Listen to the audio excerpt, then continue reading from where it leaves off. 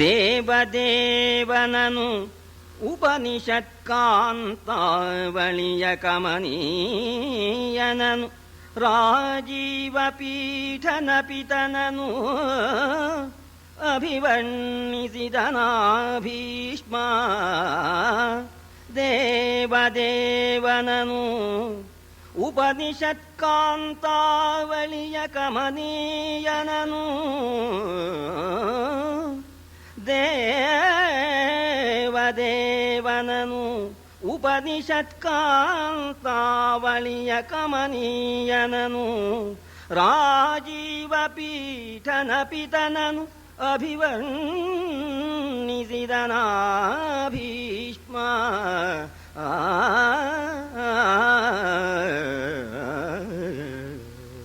ಪ್ರಹ್ಲಾದ ನಾರದ ಪರಾಶರ ಪುಂಡರೀಕ ವ್ಯಾಸಾಂಬರೀಷ ಶುಕಶೌನಕ ಭೀಷ್ಮದಾಲ್ಭ್ಯಾನ್ ರುಕ್ಮಾಂಗದಾರ್ಜುನ ವಸಿಷ್ಠ ವಿಭೀಷಣಾದೀನ್ ಧನ್ಯಾನಿಮಾನ್ ಭಗವತಃ ಸ್ಮರಾಮಿ.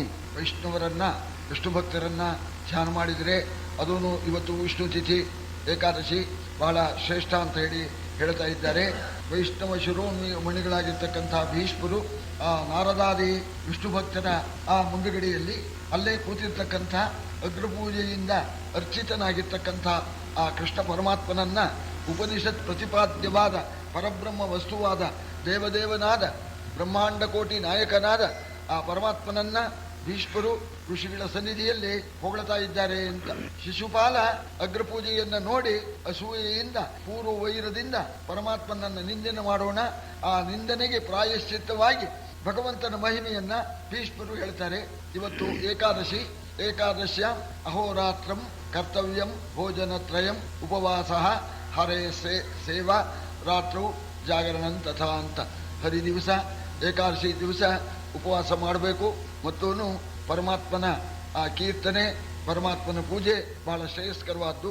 ರಾತ್ರು ಜಾಗರಣಂ ತಥಾ, ರಾತ್ರಿ ಸ್ವಲ್ಪ ಹೊತ್ತು ಜಾಗರಣೆಯನ್ನು ಕೂಡ ಮಾಡಬೇಕು. ದಿನ ಮಲಗೋದಕ್ಕಿಂತ ಸ್ವಲ್ಪ ನಿಧಾನವಾಗಿ ಮಲಗಿದ್ರೆ ಸ್ವಲ್ಪ ಜಾಗರಣ ಅಷ್ಟೇ ಫಲ ಬರುತ್ತೆ ಅಂತ ಬೆಳಗಿನ ತನಕ ಜಾಗರಣ ಮಾಡಬೇಕು ಅಂತ ಹೇಳ್ತಾ ಇದ್ದಾರೆ. ಸರಿ, ಇಂಥ ಈ ಏಕಾದಶಿ ದಿವಸದಲ್ಲಿ ಆ ಪರಮಾತ್ಮನ ಮಹಿಮೆಯನ್ನ ಭೀಷ್ಮರು ಹೇಳ್ತಾರೆ. ಅದನ್ನು ಯತ್ಕಿಂಚಿತ್ತು ತಮ್ಮ ಮುಂದೆ ನಾವು ವಿಜ್ಞಾಪನೆ ಮಾಡಿಕೊಳ್ತೇವೆ. ಕಿಂಚಿತ್ ಪೂರ್ವಕಥಾನುವಾದ. ವೈಭವದಿಂದ ರಾಜಸೂಯಾಗ ನಡೆಯಿತು. ಒಂದೇ ಒಂದು ಸಿದ್ಧಾಂತ ನಾರದರು ಕೇಳಿಬಿಟ್ರು ಮಾರ್ಕಂಡೇಯರ ಹತ್ರ, ರೋಮಶರ ಹತ್ರ, ಸ್ವಾಮಿ ನೀವು ಎಷ್ಟೋ ದೈನಂದಿನ ಪ್ರಳಯ ಕಂಡೋರು, ಇಂಥ ಯಾಗ ಹಿಂದೆ ನಡೆದಿದ್ದೆ ಹೇಳಿ ಅಂತ. ಆಗ ಅವರಂದ್ರು ನೋಡ್ಲೇ ಇಲ್ಲ ಇಂಥ ಯಾಗ ನಾನು. ನಾರದ ಮಹರ್ಷಿಗಳು ಕೊಂಡಾಡಿಬಿಟ್ಟಿದ್ದಾರೆ, ನನ್ನ ಮಾತಿನಂತೆ ಈ ಯಜ್ಞ ನಡೆಸಿಬಿಟ್ಟಲ್ಲ ಧರ್ಮರಾಜ ಅಂತ ಹೇಳಿ ಸಂತೋಷ ಪಟ್ಬಿಟ್ಟಿದ್ದಾರೆ. ಅಷ್ಟು ವೈಭವದಿಂದ ರಾಜಸೂಯಾಗ ನಡೆದಿದೆ. ಇನ್ನು ಅಮೃತ ಬಾಕಿ ಇದೆ. ಮಧ್ಯದಲ್ಲಿ ರಾಜಸೂಯಾಗದಲ್ಲಿ ಬಂದಿರ್ತಕ್ಕಂಥವರಿಗೆಲ್ಲ ಪೂಜೆ ಮಾಡಬೇಕು. ರಾಜರಿಗೆ ಮತ್ತು ಋಷಿಗಳಿಗೆ, ಸ್ನಾತಕರಿಗೆ ಎಲ್ರಿಗೂ ಪೂಜೆ ಮಾಡಬೇಕು. ಅದರಲ್ಲಿ ಅಗ್ರ ಪೂಜೆ ಯಾರಿಗೆ ಮಾಡಬೇಕು? ಮುಂಚೆ ಅಗ್ರ ಪೂಜೆ ಅಂದ್ರೆ ಮೊದಲು ಯಾರಿಗೆ ಪೂಜೆ ಮಾಡಬೇಕು ಅಂತ. ನಾವು ಯಾವುದೊಂದು ಕರ್ಮ ಮಾಡೋದಾದ್ರೂ ಕೂಡ ಆದವು ಪೂಜ್ಯೋ ಗಜಾನನ ಅಂತ ಗಣಪತಿ ಪೂಜೆಯನ್ನೇ ಪ್ರಾರಂಭ ಮಾಡ್ಕೊಂಡು ನಾವು ಎಲ್ಲ ಮಾಡ್ತೇವಲ್ಲ, ಹಾಗೆ ಇಲ್ಲಿ ಅಗ್ರ ಪೂಜೆ ಯಾರಿಗೆ ಮಾಡಬೇಕು ಅಂತ ಹೇಳಿ ಧರ್ಮರಾಜ ಪರಮಾತ್ಮನ ಅಪಾರ ಮಹಿಮೆ ಗೊತ್ತಿದ್ರೂ ಕೂಡ ಧರ್ಮರಾಜ ದೊಡ್ಡವರಿದ್ದಾಗ ದೊಡ್ಡವರ ಮಾತಿನಂತೆ ನಡಿಬೇಕು ಅಂತ ಹೇಳಿ ಕೇಳು ಜನಮೇ ಜಯಧರಿತ್ರೀಪಾಲ ಮುನಿ ಮಧ್ಯದನಿ ನಿಮ್ಮ ನೃಪಾಲ ಭೀಷ್ಮಂಗೆಂದನು ಅತಿ ಗಂಭೀರನಾದದನೇ ಬಾಳ ನೇತ್ರಗೆ ಪಡಿಯನಿಪ ಭೂಪಾಲರು ಬಾಳ ನೇತ್ರಗೆ ಪಡಿಯನಿಪ ಭೂಪಾಲರಿದರೊಳಗೆ ಅಗ್ರಪೂಜ್ಯನ ಹೇಳು ಬಾಳ ನೇತ್ರಗೆ ಪಡಿಯನಿಪ ಭೂಪಾಲರಿದರೊಳಗೆ ಅಗ್ರಪೂಜ್ಯನ ಹೇಳು ಎನಲು ಗಾಂಗೆಯ ನುಡಿದನು ವೇದ ಸನುಮತವ.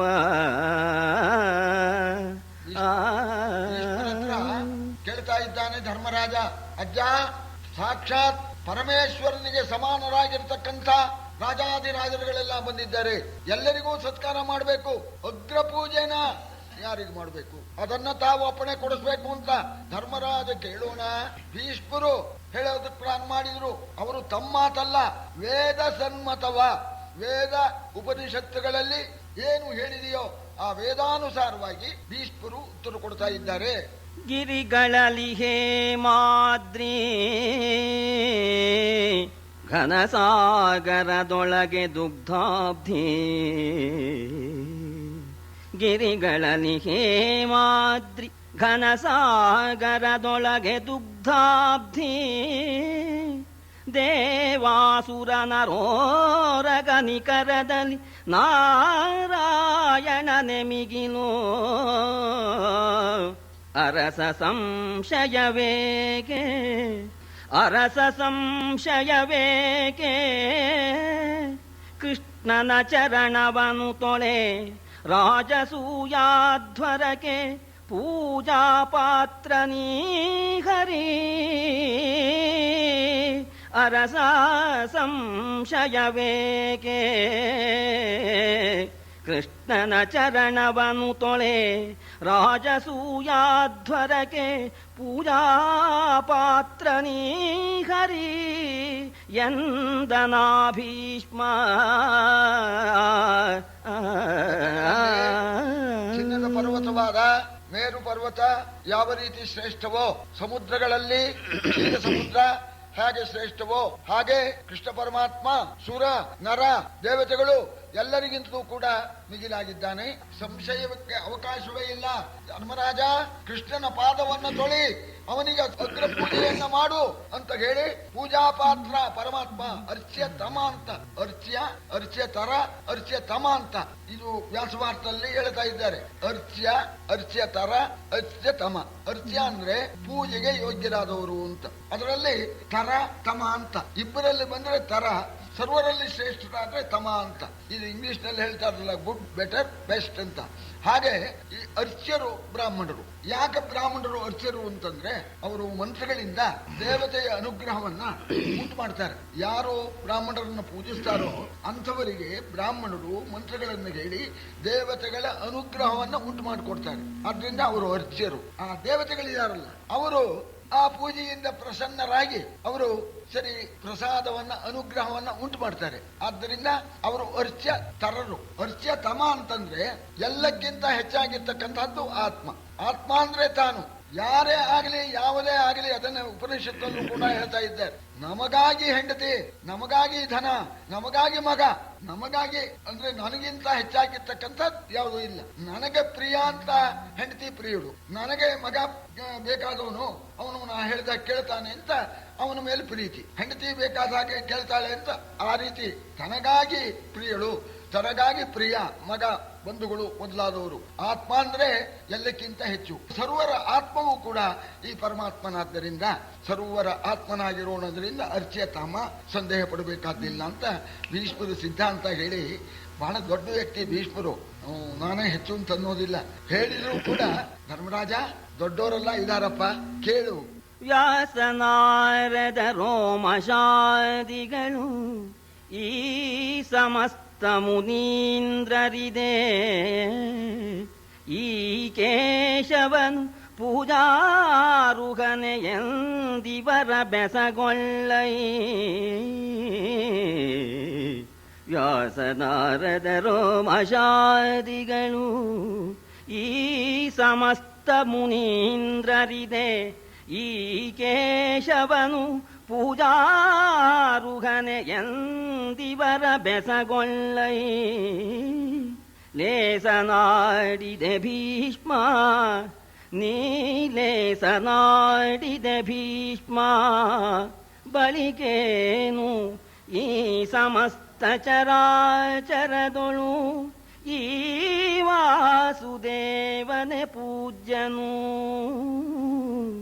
ಈ ಸಮಸ್ತ ಚರಾಚರದೊಳು ಈ ವಾಸುದೇವನೆ ಪೂಜ್ಯನೆಂದುದು ಸಕಲ ಮುನಿನಿಗರ.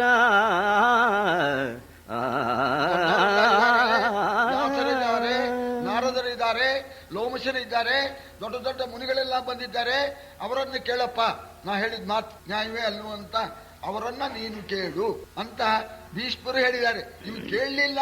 ಕೇಳಿದೇನೆ ಆ ಋಷಿಗಳೆಲ್ಲ ಒಂದೇ ಕಂಠದಿಂದ ಹೇಳಿಬಿಟ್ರಂತೆ, ಈ ವಾಸುದೇವ ಸುರಾಸುರ ಚರಾಚರ ಸಮಸ್ತ ಪ್ರಪಂಚದಲ್ಲಿ ಈ ವಾಸುದೇವನೇ ಪೂಜ್ಯ ತಮ ಅಂತ ಹೇಳಿ ಎಲ್ಲರೂ ಕೂಡ ಗಟ್ಟಿಯಾಗಿ, ಸಮಸ್ತ ಋಷಿಗಳು ಕೂಡ ಗಟ್ಟಿಯಾಗಿ ಹೇಳಿಬಿಟ್ರು. ನಾರದರು ಹೇಳಿದ್ರು, ಕೃಷ್ಣಂ ಕಮಲ ಪತ್ರಾಕ್ಷಂ ನಾರ್ಚಯಿಷ್ಯಂತಿ ಯೇ ನರಾಹ ಜೀವನ್ ಮೃತಸ್ತುತೆ ಜ್ಞೇಯಾಃ ನ ಸಂಭಾಷ್ಯ ಕಥಂಚನ.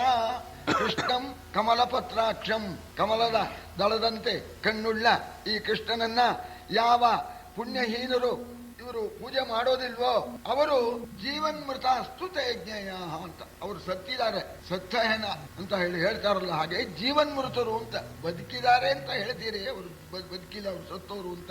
ಅಸಂಭಾಷ್ಯ, ಅವರು ಅಸಂಭಾಷ್ಯರು ಅಂತ. ನ ಸಂಭಾಷ್ಯ ಕಥಂಚನ, ಅವ್ರ ಹತ್ರ ಮಾತಾಡಬಾರ್ದು ಅಂತ, ಯಾಕೆಂದ್ರೆ ಅವರ ನಾಸ್ತಿಕ್ ಬುದ್ಧಿ ನಮಗೂ ಬಂದ್ಬಿಟ್ಟಿತ್ತು ಅಂತ ಹೇಳಿ ಆ ಕೃಷ್ಣನ್ನ ನಾರದರು ಕೂಡ ಕೊಂಡಾಡಿದ್ದಾರೆ. ಆಮೇಲೆ ಈಗ ಅಗ್ನಿ ಪೂಜೆ ಮಾಡಬೇಕು, ಯಾವ ರೀತಿ ಮಾಡಿದ್ರು ಅಂತನ್ನೋದನ್ನ ವರ್ಣನೆ ಮಾಡ್ತಾನೆ.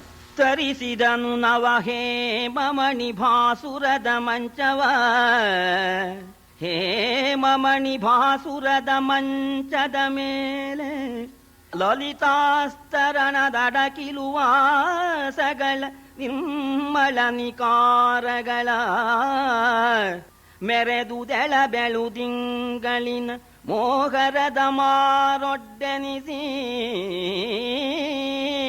ಮೆರೆದುದು ಎಳೆ ಬೆಳುದಿಂಗಳಿನ ಮೋಹರದ ಮಾರೊಡ್ಡೆನಿಸಿ, ಭೂಮೀಶ್ವರ ಸಭಾ ಮಧ್ಯದಲ್ಲಿ ಮೆರೆದುದು ಧರಣಿ ಬಾಲಕೇಳೆಲ್ಲ. ಖಚಿತವಾದ ಬಂಗಾರದ ಮಂಚವನ್ನ ರಾಜರುಗಳ ಮಧ್ಯದಲ್ಲಿ ತಂದು ಇಟ್ಟಿದ್ದಾರಂತೆ. ಆ ಮಂಚದ ಮೇಲೆ ಮೃದುವಾಗಿರ್ತಕ್ಕಂಥ ಆಸ್ತರಣ, ಅದು ಬಹಳ ಶುಭ್ರವಾಗಿದೆಯಂತೆ. ಅದರ ಕಾಂತಿಯಿಂದ ಬೆಳದಿಂಗಳು ಬಿದ್ದ ಹಾಗೆ ಕಾಣಿಸ್ತಾ ಇದೆಯಂತೆ. ಇದನ್ನು ಸಿದ್ಧ ಮಾಡಿಬಿಟ್ಟು ಪರಮಾತ್ಮ ಕೂತ್ಕೊಂಡಿದ್ದಾನಲ್ಲ, ಆ ಪರಮಾತ್ಮನ ಸಮೀಪಕ್ಕೆ ಹೋಗಿ ಅವನು ಕರ್ಕೊಂಡು ಬರ್ಬೇಕಲ್ಲ. ಸಹದೇವನಿಗೆ ಅಪ್ಪಣೆ ಮಾಡಿದ್ದಾನೆ ಧರ್ಮರಾಜ. ಸಹದೇವ ವಿನಯದಲ್ಲಿ ಸಹದೇವ ಕೈಗೊಟ್ಟನು, ವಿನಯದಲ್ಲಿ ಸಹದೇವ ಕೈಗೊಟ್ಟನು, ಅನುಪಮನ ತಂದನು ಪಿತಾಮಹ ಜನಕ ಪಾಯವಧಾರು, ಗಂಗಾ ಜನಕ ನವಧಾರು. ಪಿತಾಮಹ ಜನಕ ಪಾಯವಧಾರು, ಗಂಗಾ ಜನಕ ನವಧಾರು. ಧನುಜರಿಪುವಧಾನವಧಾನ, ಧನುಜರಿಪುವಧಾನವಧಾನೆನುತ ವಿಮಲ ಮಹಾರ್ಘ್ಯ ಸಿಂಹಾಸನಕ್ಕೆ ವಿಜಯಂಗೈಸಿದರು ಕುಳ್ಳಿದ್ದನ ಸುರಾರೇ. ಸಹದೇವ ಬಹಳ ನಮ್ರತೆಯಿಂದ ಕೈ ಹಿಡಿದು ಕರ್ಕೊಂಡು ಬರ್ತಾ ಇದ್ದಾನೆ. ಆಗ ಬಾಕಿ ಪಾಂಡವರು 4 ಜನ ಇದ್ದಾರಲ್ಲ, ಶ್ವೇತಛತ್ರ ಹಿಡಿದಿದ್ದಾರೆ. ಆ ಪರಮಾತ್ಮನಿಗೆ ಚಾಮರದಿಂದ ಬೀಸ್ತಾ ಇದ್ದಾರೆ, ಪಾದಾವಧಾನ ಹೇಳ್ತಾ ಇದ್ದಾರೆ. ಗಂಗಾಜನಕ ಪಾದಾವಧಾನ ಅಂತ ಹೇಳಿಕೊಂಡು ಈ ರೀತಿ ಹೊಗಳಿಕೊಂಡು ಹೇಳ್ತಾ ಇದ್ದಾರಂತೆ. ಧನುಜರಿಪು ಅವಧಾನ ಅಂತ ಹೇಳಿ ಹೇಳ್ತಾ ಇದ್ದಾರೆ. ಪಿತಾಮಹ ಜನಕ, ಬ್ರಹ್ಮನಿಗೆ ತಂದೆ ಅವಧಾನ ಅಂತ ಹೇಳಿ ಈ ರೀತಿ ಪಾದಾವಧಾನ ಹೇಳ್ತಾ ಪರಮಾತ್ಮನ ಸ್ತೋತ್ರ ಮಾಡ್ತಾ ಕರ್ಕೊಂಡು ಬಂದು ಆ ದಿವ್ಯವಾಗಿರ್ತಕ್ಕಂಥ ರತ್ನ ಖಚಿತ ಮಂಚ, ಆ ಮಂಚದ ಮೃದುವಾದ ಆಸನದ ಮೇಲೆ ಕೂರಿಸಿದ್ದಾರೆ. ಕೂರಿಸಿದ ಮೇಲೆ ತಂದು ಮಣಿಮಯ ಪಡಿಗದಲ್ಲಿ ಗೋವಿಂದನಂಘ್ರಿಯ ತೊಳೆದು, ತಂದು ಮಣಿಮಯ ಪಡಿಗದಲ್ಲಿ ಗೋವಿಂದನಂಘ್ರಿಯ ತೊಳೆದು, ಗಂಗೆಯ ತಂದೆ ಬೀಗಳೆ ತಾವು,